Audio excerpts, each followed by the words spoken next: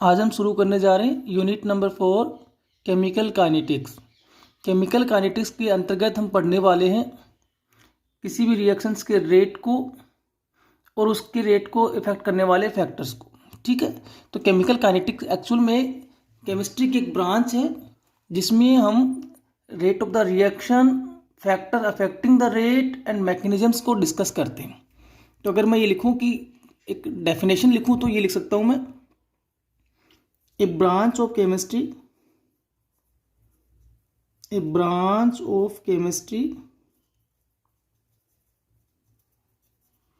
in which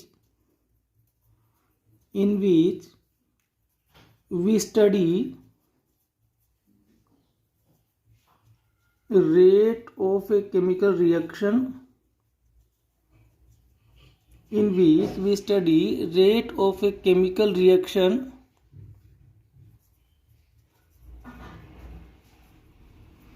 and factors affecting the rate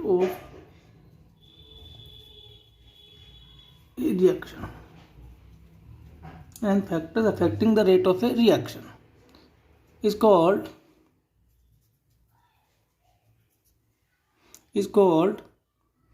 chemical kinetics।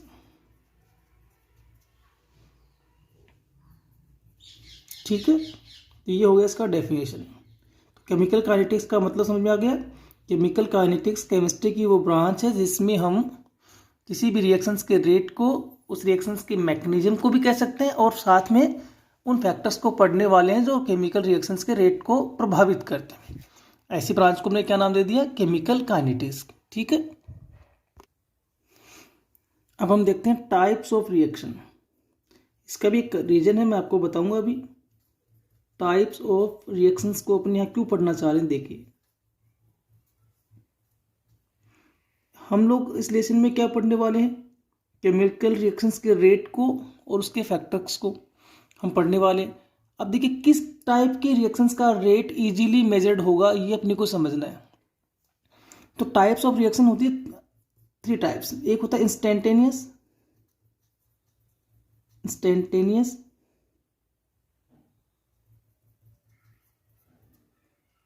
ठीक है। Second होता है वेरी स्लो रिएक्शन, और जो थर्ड टाइप है वो है स्लो रिएक्शन। ये 3 क्लासेस होती हैं, instantaneous reaction, very slow reactions and slow reactions. ठीक है, अब इन तीनों क्लासेस को ध्यान से समझना। देखो सबसे पहले डिस्कस करते हैं अपन नंबर 1, किसको? इंस्टेंटेनियस को डिस्कस करते हैं अपन। इंस्टेंटेनियस रिएक्शन, देखिए ये जो इंस्टेंटेनियस रिएक्शंस होती है ये बड़ी ही फास्ट स्पीड से कंप्लीट होती है ना। तो this type of reactions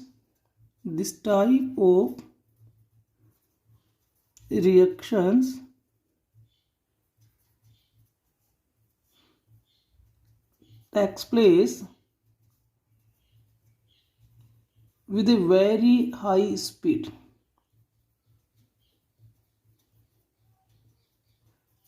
high rate का है तो एक ही बात है। तो ये जो रिएक्शंस होती है बहुत तेजी से, बहुत ही फास्ट होती है, वेरी फास्ट होती है। क्लियर होगी बात? एंड जब ये रिएक्शन फास्ट होती है तो इनके कंप्लीशन में जो टाइम है वो बहुत ही कम लगता है। ट्विंकलिंग ऑफ आई कह सकते हो आप, आपकी पलक झपकती नहीं कि उससे पहले रिएक्शन कंप्लीट हो जाती है। तो this type of reaction takes place with a very high speed and taken a very small time या fraction of time in their completion.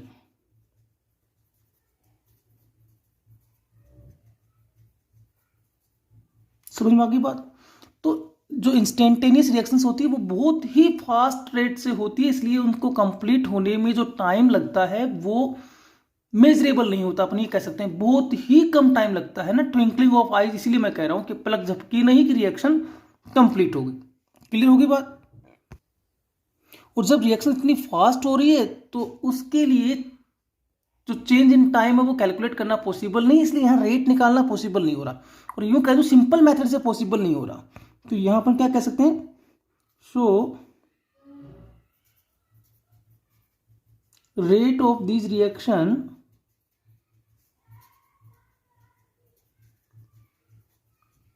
cannot be measured by simple method, by simple या general method, जो भी बोले आप। ठीक है, तो I think ये बात तो कोई कंफ्यूजन वाली है ही नहीं। तो यहाँ क्लियर हो गया कि जो इंस्टेंटेनियस रिएक्शंस होती हैं वो बड़ी फास्ट रिएक्शंस होती है, बहुत ही कम टाइम में कंप्लीट हो जाती है, और इतने कम टाइम में कंप्लीट हो जाती है कि उनके रेट को निकालना इजीली निकालना पॉसिबल नहीं है। क्यों, कौन सी रिएक्शंस की बात हो रही है, आयोनिक रिएक्शंस की। जो आयोनिक रिएक्शंस होती है वो इंस्टेंटेनियस होती है और फास्ट स्पीड से होने वाली होती है। जैसे देखो आपने NaCl plus AgNO3 sodium chloride plus silver nitrate का रिएक्शन करवा दिया तो बड़ी ही तेजी के साथ सोडियम नाइट्रेट और AgCl बन जाता है। तो ये एक इंस्टेंटेनियस रिएक्शन है। वैसे तो आयोनिक कैटेगरी ना, तो मैंने कहा आयोनिक कैटेगरी के जितने भी रिएक्शंस होते हैं वो इंस्टेंटेनियस होते हैं, फास्ट स्पीड से होते हैं, बहुत ही कम समय में कंप्लीट होते हैं, इसलिए इनके रेट को कैलकुलेट करना पॉसिबल नहीं हो पा रहा। तो इंस्टेंटेनियस का स्टडी अपन लोग नहीं करने वाले केमिकल काइनेटिक्स में। बात समझ में आ गई। इंस्टेंटेनियस रिएक्शंस की स्टडी केमिकल काइनेटिक्स में नहीं करने वाले, क्योंकि हमें क्या निकालना है, रेट निकालना है, और यहाँ रेट निकालना पॉसिबल नहीं हो पा रहा। ठीक है, सेकंड कैटेगरी पे आते हैं। देखिए, very slow reactions.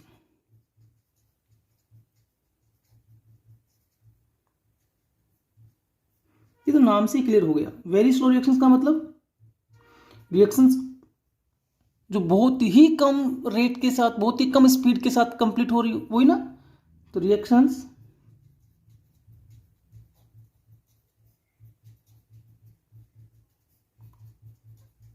Takes place with very slow rate. सही बात है, यही कहेंगे ना, reactions takes place with a very slow rate. And अब बताइए, जो रिएक्शन बहुत ही धीमी गति से हो रही है तो उसको कंप्लीट होने में टाइम बहुत ज़्यादा लगेगा। अपने को लगभग बहुत सारी रिएक्शन ऐसे देखने को मिलेगी जो कंप्लीट होती नहीं है, कंप्लीशन की ओर जाती नहीं है, क्योंकि टाइम बहुत लंबा लगता है। Reaction takes place with a very slow rate and taken a very long time,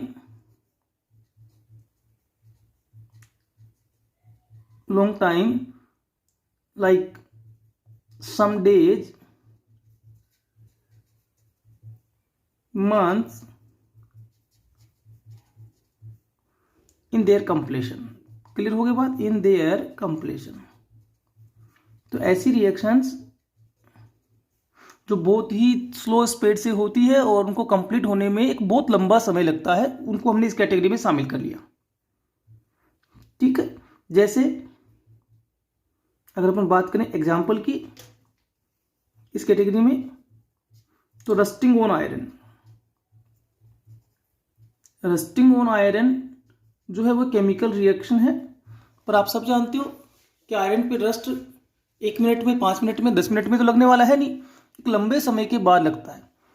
और वो लंबा समय, बहुत लंबा समय हो गया, तो क्या उस समय को कैलकुलेट करके रेट को डिफाइन कर पाएंगे आप? इसके लिए नहीं कर पाएंगे।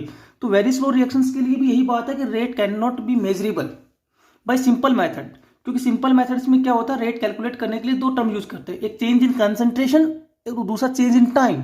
यहाँ जो टाइम चेंज है वो बहुत लंबा है, इतना लंबा है कि उसको अपन क्या बैठ के कैलकुलेट करते जाएंगे, ये पॉसिबल वर्क नहीं होता है। तो रस्टिंग ऑन आयरन इस कैटेगरी का एग्जाम्पल है, और यहां भी बात वही निकल के आ गई, कौन सी वाली, rate can not be measured, rate can not be measured by simple method. तो सिंपल मेथड से रेट यहां भी कैलकुलेट नहीं हो सकता, इसलिए अपन इसका भी स्टडी नहीं कर रहे। एक बार हम लोग किसका स्टडी कर रहे हैं, हम तो उन रिएक्शंस का स्टडी कर रहे हैं जिनका रेट इजीली कैलकुलेट हो। तो जो तीसरी कैटेगरी अपन उस पर आते हैं अपन, जो हमारी थर्ड कैटेगरी है, ठीक है। और वो कौन सी है? Slow reactions.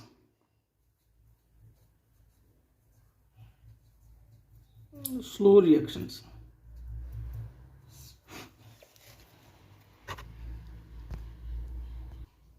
थर्ड कैटेगरी है स्लो रिएक्शन। स्लो रिएक्शंस का मतलब एक ऐसी रिएक्शन जो एक नॉर्मल स्पीड से कंप्लीट होती है, और जो रिएक्शंस नॉर्मल स्पीड से कंप्लीट होती है वो कंप्लीट होने में एक पर्टिकुलर टाइम लेती है, जैसे थोड़ा कुछ मिनट्स हो सकते हैं, कुछ घंटे हो सकते हैं। तो ऐसी रिएक्शंस को हम रखते हैं स्लो रिएक्शंस में। और ये जो मोलिकुलर रिएक्शंस है, ये सारी की सारी molecular reactions, most of the molecular reactions are classified as slow reactions. तो मोलिकुलर रिएक्शंस यहाँ इस कैटेगरी में शामिल करेंगे, ठीक है। तो स्लो रिएक्शंस का मतलब reactions takes place with a normal speed and taken few minute और होवर्स इन देयर कंप्लीशन। और जब रिएक्शंस फ्यू मिनट से फ्यू होवर्स में होती है तो टाइम जो चेंज हो रहा है वो मेजरेबल है, कंसंट्रेशन चेंज भी मेजरेबल है, तो रेट इजीली कैलकुलेट किया जा सकता है। तो इन रिएक्शंस का रेट इजीली कैलकुलेट किया जा सकता है। कौन सी रिएक्शंस का? मोलिकुलर रिएक्शंस का। और एक एग्जांपल मैंने लिखा है एस्टरिफिकेशन का। एस्टरिफिकेशन रिएक्शंस में क्या होता है?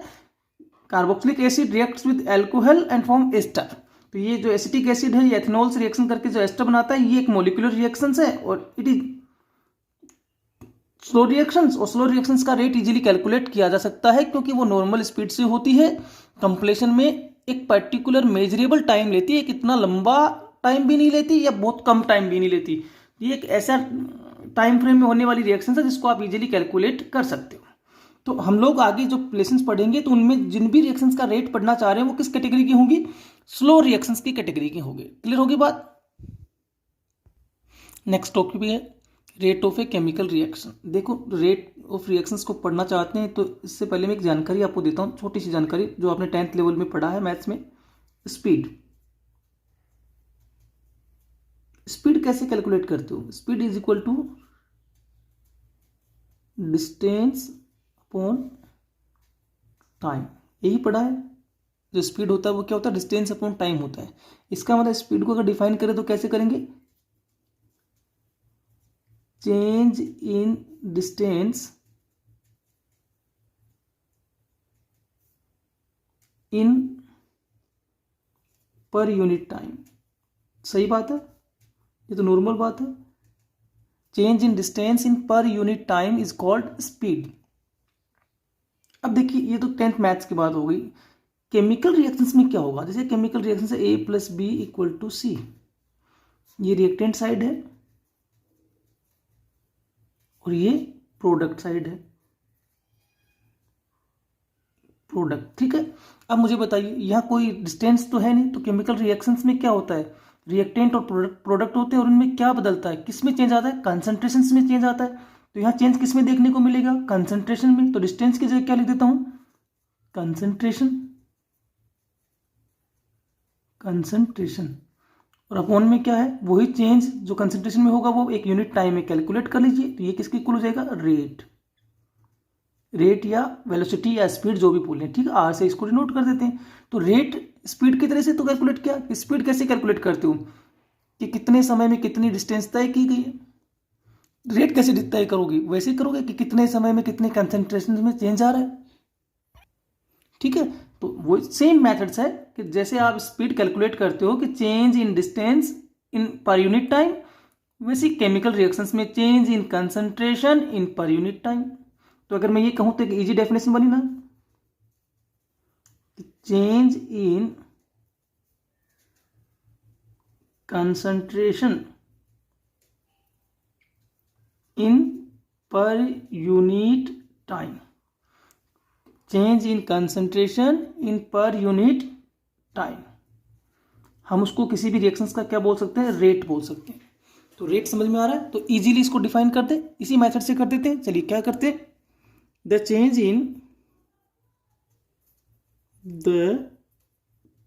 इन concentration ऑफ रिएक्टेंट, और प्रोडक्ट भी तो हो सकता है। तो the change in concentration of reactant और प्रोडक्ट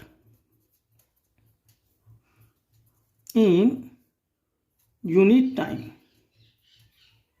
एक पर्टिकुलर टाइम पे तो कैलकुलेट करोगे। The change in concentration of reactant और product in unit time is called rate of a chemical reaction. Rate of a chemical reaction.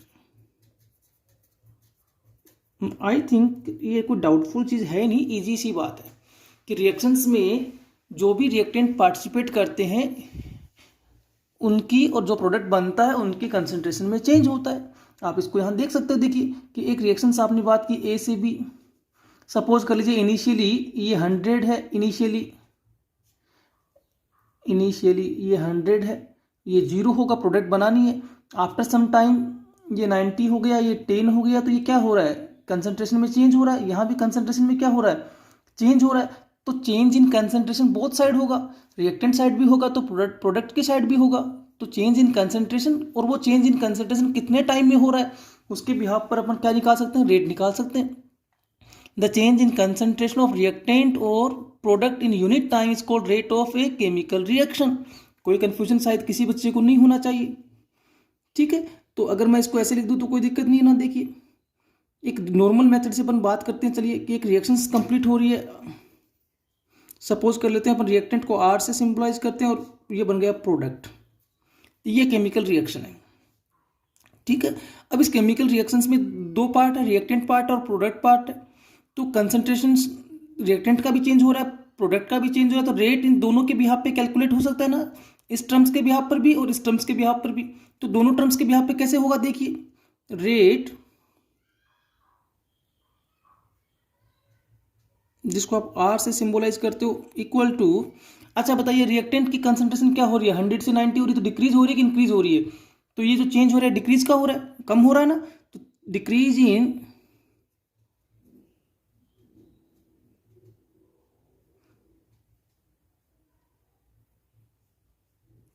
concentration of reactant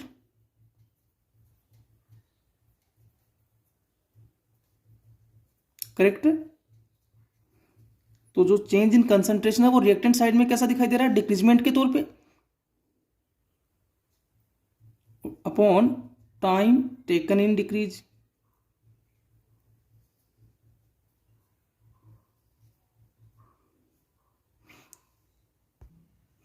ठीक है, तो rate equal to decrease in concentration of reactant upon time taken in decrease. या फिर अपन इसको कैसे calculate कर सकते हैं, दूसरी टर्म में, प्रोडक्ट की टर्म में, प्रोडक्ट की कंसंट्रेशन में क्या आ रहा है, 0 से ऊपर जा रहा है, इंक्रीज। तो increase in concentration of product, increase in concentration of product upon time taken for increase. ठीक है, तो एक्चुअल में बात वही है कि change in concentration upon change in time या टाइम टेकन फॉर चेंज। ठीक है, अब रिएक्टेंट में वो डिक्रीज के तौर पे दिखाई दे रहा है, प्रोडक्ट साइड में वो इंक्रीज के तौर पे दिखाई दे रहा है, क्योंकि केमिकल रिएक्शंस में क्या होता है, रिएक्टेंट चेंज होता है प्रोडक्ट में, तो रिएक्टेंट की कंसंट्रेशन कम होती जा रही है, प्रोडक्ट की कंसंट्रेशन बढ़ती जा रही है। फॉर्मूले वाइज अपन इसको ऐसे लिख सकते हैं, सीधी सीधी बात है कि R rate of reaction equal to minus del R upon del T, या फिर इसको ऐसे भी लिख सकते हैं प्लस को सिंबलाइज करने की जरूरत वैसे है नहीं, जब आप कोई साइन नहीं लगाते तो प्लस ही माना जाता है, अपॉन डेल टी। अब मैं आपको बताता हूं, देखिए ये माइनस प्लस का क्या चक्कर है। ये जो डेल है, यहां समझना मेरी बात को, जो डेल का साइन है ये बता रहा है चेंज को, ठीक है, और ये जो ब्रैकेट का साइन है ये बता रहा है कंसंट्रेशन को। क्लियर होगी बात। तो अब बताइए डेल ब्रैकेट आर का मतलब change in concentration of reactant, del P का मतलब change in concentration of product, del T का मतलब चेंज इन टाइम। ठीक है, तो इस तरीके से अपन निकाल, ये माइनस का जो सिंबल है इसको समझना, माइनस साइन क्या बता रहा है, क्यों लगाया हमने minus sign. Minus sign denote या इंडिकेट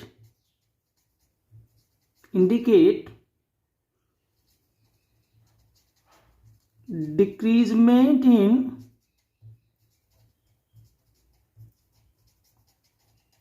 कंसंट्रेशन ऑफ रिएक्टेंट। तो ये माइनस साइन जो यूज किया गया इसका और कोई मतलब नहीं है और कोई इंपॉर्टेंस भी नहीं है। इसका एकमात्र इंपॉर्टेंस या एकमात्र सिग्निफिकेंस यही है कि माइनस का सिंबल ये इंडिकेट कर देता है कि ये रिएक्टेंट साइड का कंसंट्रेशन है और जो डिक्रीज हो रहा है। समझ में आ गई बात, जो डिक्रीज हो रहा है। तो minus sign indicate the decreasement in concentration of reactant. Clear होगी बात। अब मैं आपको बताता हूँ, देखिए इतने सारे को मैं अगर एक सिंपल इक्वेशन से लिखूं, इसको रेट को सिंपल इक्वेशन में लिखता हूं, देखिए तो मैं इसको लिख सकता हूं rate equal to plus minus del C upon del T. सही है, लिख सकता हूं ना ऐसे। अब बताइए यहां डेल सी क्या हो गया, डेल सी क्या है, change in concentration, change in concentration. Del C हो गया चेंज इन कंसंट्रेशन और del T change in time, change in time, change in time या फिर टाइम टेकन फॉर चेंज, ये भी कह सकते, कोई बात नहीं। तो डेल सी डेल टी क्या, अब देखिए प्लस माइनस का मतलब दोनों साइन एक साथ यूज नहीं होंगे। अगर आपने प्लस का माना इसको, अगर आपने प्लस का माना है तो चेंज इन कंसंट्रेशन किसका हो जाएगा, प्रोडक्ट साइड का हो जाएगा। तो अगर आप इसको माइनस का मानते हो तो change in concentration reactant side का हो जाएगा। क्लियर होगी बात। तो रेट, किसी भी रिएक्शन का रेट कैसे निकालना है, change in concentration upon change in time. अब अगर आप माइनस साइन यूज करते हो तो कंसंट्रेशन साइड रिएक्टेंट का होना चाहिए और अगर आप प्लस का सिंबल यूज करते हो तो कंसंट्रेशन टर्म रिएक्टेंट प्रोडक्ट का हो सकता है। -4 reactant concentration +4 product concentration change. Clear होगी बात, कोई कंफ्यूजन नहीं है। नेक्स्ट टॉपिक पे चलें, unit of rate.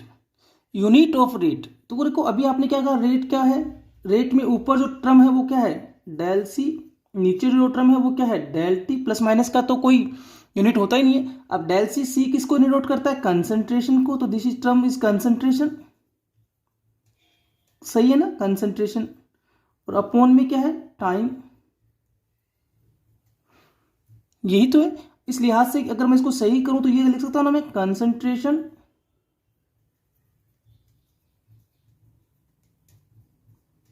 Time inverse. बोलो सही है क्या, कंसंट्रेशन टाइम इनवर्स, टाइम ऊपर ले जाए तो टाइम इनवर्स हो गया। अब कंसंट्रेशन का यूनिट आपको पता है ना क्या होता है, मोल पर लीटर। तो आर का यूनिट क्या है, देखो मोल पर लीटर को मैं लिख सकता हूं mole litre inverse. This is the unit of concentration. और टाइम के लिए जो यूनिट होगा वो अलग अलग हो सकता है। जैसे आपने सेकंड यूज किया तो सेकंड इनवर्स, ये हो सकता है ना, कोई कंफ्यूजन नहीं है। Mole litre inverse, second inverse. दूसरा देखिए इसमें क्या हो सकता है, mole litre inverse minute inverse, ये भी हो सकता है। तीसरा अगर अपन डिस्कस करें तो ये भी तो हो सकता है,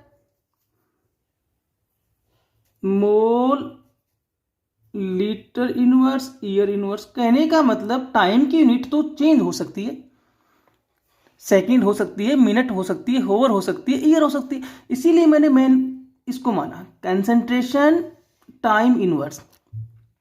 अब कंसंट्रेशन का यूनिट तो फिक्स है, मोल लीटर इनवर्स। टाइम आप अपने अकॉर्डिंग जस्टिफाइड करेंगे कि सेकंड यूज करना है तो सेकंड इनवर्स, मिनट यूज करना है तो मिनट इनवर्स, ईयर यूज करना है तो ईयर इनवर्स। इसमें तो कोई कंफ्यूजन का कोई सब्जेक्ट है ही नहीं। ठीक है, तो मेन जो इसकी यूनिट होती है वो ये हो गई। क्योंकि नॉर्मली हम टाइम सेकंड में यूज करते हैं तो हमने यूनिट कौन सी मान ली है, mole litre inverse second inverse. पर मैं फिर क्लियर कर दूं कि mole litre inverse second inverse हमने नॉर्मली लिखना होता है, पर अगर टाइम अगला मिनट में देता है तो फिर सेकंड कैसे लिखेंगे, फिर अपने इसको क्या लिखेंगे, mole litre inverse minute inverse. अगर अगला टाइम अपने को ईयर में देगा तो mole litre inverse year inverse लिख देंगे। तो आई थिंक आप मेरी बात को समझ पा रहे हैं कि किसी भी रेट का, किसी भी केमिकल रिएक्शंस के रेट का जो यूनिट है, किसी भी केमिकल रिएक्शंस की रेट का जो यूनिट होगा वो आर का जो यूनिट होगा वो अपने को ऐसे समझना है कि मोल लीटर इनवर्स, और यहां मैं लिख सकता हूं टाइम इनवर्स। ये समझना अपने को ना, mole litre inverse time inverse. अब जो भी टाइम आपको मिले उसके अकॉर्डिंग आप लिख देते हो। अब अगर टाइम सेकंड में है तो mole litre inverse second inverse, time minute में है तो मिनट इनवर्स हो जाएगा, टाइम होवर्स में तो ओवर इनवर्स हो जाएगा, कोई कंफ्यूजन नहीं है। पर जब आपको क्वेश्चन में केवल यही पूछा जाए कि right the unit of rate of reaction, केवल क्या पूछा जाए, unit of rate of reaction, जब आपको समय कुछ नहीं दिया, कुछ नहीं पूछा, केवल ये पूछा है कि right the unit of the rate of a chemical reaction, तब हम नॉर्मली सीधे सीधे लिख देते हैं कि mole litre inverse second inverse, mole litre inverse second inverse, तब हम ये सीधा सीधा सिंपल वाला यूज कर लेते हैं। तो आई थिंक यूनिट समझ में आ गई सबको, कंफ्यूजन नहीं है। आगे का टॉपिक नेक्स्ट वीडियो में। Thank you.